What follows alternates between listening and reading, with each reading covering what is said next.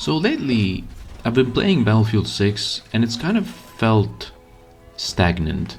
Nothing much has really been going on in the game, with fun dwindling as smaller maps are I just want to exit the game as soon as I get one. And most assignments done, all masteries completed, I have no incentive to just go on and play more.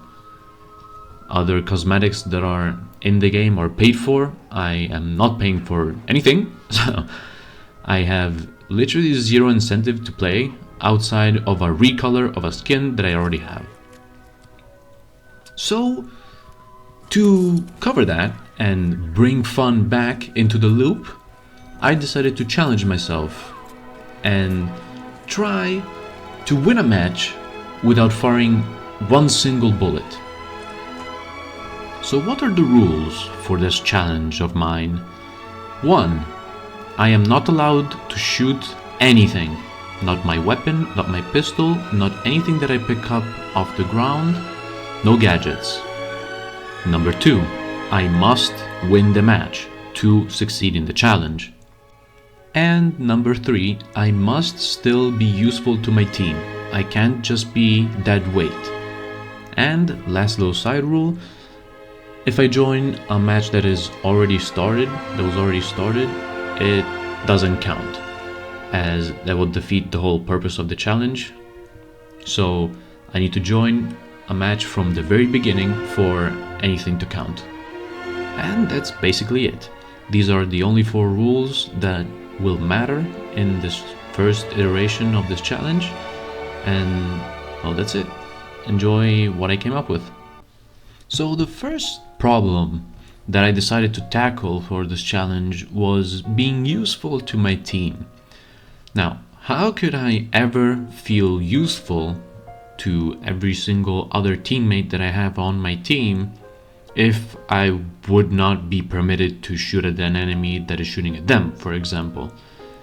And the first answer that I came up with was I would play as a recon, staying at the very back of the map and spotting every single enemy that I see. And I decided to do this in Breakthrough, as defending by doing this or attacking would result in extreme value. And although this did go well at first, I very soon realized that the intrinsic value of spotting everyone with the drone would go away instantly if the drone itself was to be destroyed or it would just run out of batteries. So when that is done, what am I left with? Well, the answer is nothing. I would have nothing other than spotting the enemies visually with my rifle, or stand on top of a ammo box until my drone goes back up. But then again, the same can happen again. They can just shoot my drone and I contribute nothing to the team at that point. So even by asking for ammo, you can see clearly that it doesn't go well. And although I did try this approach multiple times throughout this first match, it didn't really garner any real value. So very quickly I decided to change my playstyle. I decided to actually go on the front lines and help. And the way I did that is by going support and trying to just heal up my teammates, revive them as much as I can in safe positions preferably, and not revive them in open gunfire, and just laying down smokes for them to cover or to cover our position so that the enemy shoots at nothing. And well, this stratagem that I used for this first match actually ended up being way too good. As it turns out, I won the match at my first ever try of this challenge. The literal first try I ever gave this challenge, it was a success. So all rules were followed. I joined the match at the very beginning. I did not shoot my gun, and I helped out by healing and reviving. So what's next? Did I just complete it? Well, yes, but no. This was way too easy. Simply too easy. And so at the end of this first match, I decided to change things up completely. Just rework the whole challenge. Make it harder so that I would have to actually try. As you can see, I very clearly did not get any kills, and I actually resupplied teammates, 40 of them to be exact. Now you could argue that I didn't get any assists, so did I really beat it? Well, I don't know, but I actually counted this as a completion. And the only reason I did that and I didn't give it any more shots is because I decided to completely restructure the whole thing. And so we return here. The rules, the crux of the whole issue for why I beat this extreme challenge that I gave myself in one single match.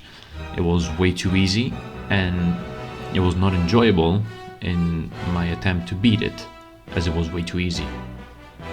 So I asked myself, what could I change from this? What would make it more challenging? What would help toughen this? And I analyzed the footage that I had from the first match, the one that I completed, and I saw many issues. First off, I died 3 times in the span of the whole match. The match was pretty short, but dying thrice was still feeling off. It was off-putting. Then the map contributed, the mode contributed, as Breakthrough in defense was extremely helping in this fact, and the map that we were on was virtually impossible with a decent enough team to attack. So much contributed to this fact, and the first idea that I had was I had to do this challenge in Conquest and not in Breakthrough. Now, as you can probably figure out, this did not go well at all, as I simply had zero fun, died many a times with zero progress, had almost no value given to my team, and so I decided to scrap the whole idea altogether. And so I returned to the rule board again, and this time found an actual way that I could make this challenge way more fun and challenging. The very first thing I noticed after leaving Conquest in the dust was dying felt wrong. In that first match where I won the challenge, dying felt really bad. Why was I continuing on undisturbed like nothing ever happened, even though I died? The challenge at that point felt uncompleted. It shouldn't have gone on. And so I decided to straight up implement it. This is the rule that I'm adding to the challenge. I cannot die throughout the whole match to succeed in the challenge. As you can very much expect, this turned up the difficulty by a lot, as now the whole strategy that I came up with by being this sort of combat medic was kind of turning on me, as being in the front lines meant I was very much in danger at all times. And this was very interesting to play with, as I had to value my life more than I had to value another's. Actually playing with real triage was very interesting and cool. Adding this rule very much added some needed flavor to this challenge, some difficulty, and most of all, it added that one thing that it was missing all along. actual epic moments. Going from one end to the other of the map, simply laying down an ammo pack, didn't feel interesting at all. I just went around and did one thing, went to the other side and did another. Meanwhile, this time I actually had to think about strategy, think on the spot, and not just simply run to the first person that I see on the ground, laying dead. And one thing that I decided to kind of allow myself is, if I were to be revived, the death wouldn't count, as also within the scoreboard, the death would not count. So if I die and I'm laying on the ground and I get revived by a teammate, that doesn't count as me failing the challenge, and so I still have a shot. This helped me more than you can probably think, as I literally at times laid for the whole duration of the revive time asking for a revive, and then at the last second a teammate would come up and heal me and the challenge would still be on. It was very, very fun, but as you can probably tell, the match that I have playing in the background was one of my first tries to do this second challenge that I gave myself, with the added prompt of not dying, and I did not beat it. Although I haven't died so far, I do later, and instead of, giving up on the whole match and backing out, I stayed with the whole team and just played the game normally after that. We won, but rule number 4, not dying, was broken. So the challenge was not passed. Now, this was actually good, because completing the challenge on my first ever try kind of put me down a bit. But now, having an actual goal to work on gave this way more meaning, and this becomes apparent in the later match that I will show, as that is a way better attempt at this challenge than this one. I very much feel like everything I listed before with being wrong with the challenge has been completely fixed with the addition of this dying rule, as the map and the game mode now don't even matter, since dying even once completely invalidates everything I've done during the match. So it puts it really into perspective how different the gameplay can be with a simple few rules added, or even one in this case. It feels way more rewarding to rush into the enemy to try to help one of your fallen teammates, and succeeding in that is just a rush that I can't feel in the vanilla of Battlefield 6 anymore. Every single concept of the main game is just known to me already.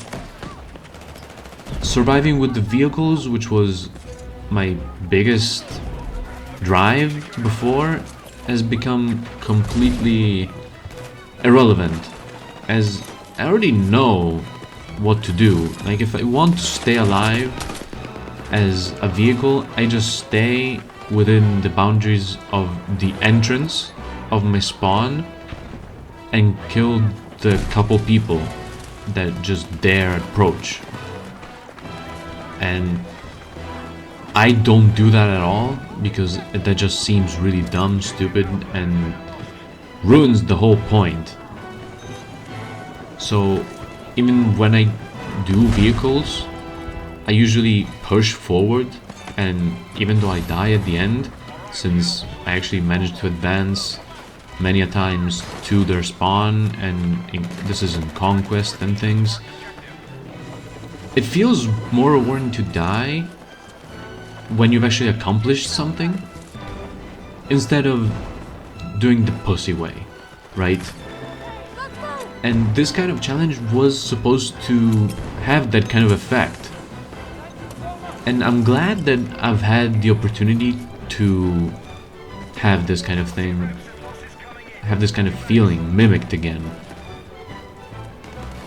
And DICE and whoever, Battlefield Studios, really needs to, in my opinion, drive this kind of emotion forward. They need to add vehicles, they need to add more action, more stakes. Because you can have stakes, but only to a point. At a certain point, you just stop caring because nothing drives you. I've actually found myself playing the Battle Royale instead of queuing up for Conquest. That's how bad it was getting. But going back to the original reason for this video, did I manage to beat this whole thing in this second attempt that I gave it? Although I tried, well, one rule was ultimately broken. Yes, rule number 4 was unfortunately broken. And so this whole match, even though it was extremely fun and rewarding, ultimately did not result in a completion for this challenge. I managed to win the match, our whole team managed to capture all zones and we managed to break through. But that one rule that makes this whole challenge extremely interesting was broken. And so this was my first attempt, episode 1, and I was not able to beat it.